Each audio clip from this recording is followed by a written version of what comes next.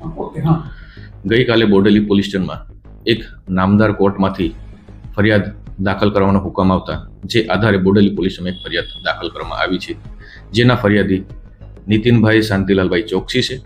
તેમણે આરોપી કંચનભાઈ મણિભાઈ પટેલ અને બીજા 4 વ્યક્તિઓ વિરુદ્ધમાં એક ફરિયાદ આપી છે.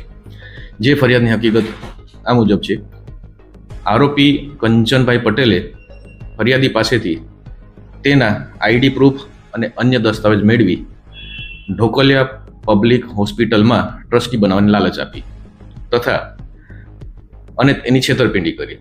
તે સિવાય મરણ જનાર ટ્રસ્ટીઓ છે તથા એક ટ્રસ્ટી જે વિદેશ ચાલી ગયેલ છે અને વિદેશનું નાગરિકત્વ ધારણ કરી લીધું છે, તેમના નામની ખોટી સહીઓ કરી, ખોટા ઠરાવો કરી અને એમને સાચા તરીકે ઉપયોગ કરી હોસ્પિટલની આવક, દાતાઓ તરફથી મળેલા ભંડોળ અને જમીનોના ભાડાઓના ઠરાવો કરી નાણાંની ઉચાપત કર્યા અંગે ફરિયાદ દાખલ કરવામાં આવી છે, જેની તપાસ હાલે ચાલુ છે.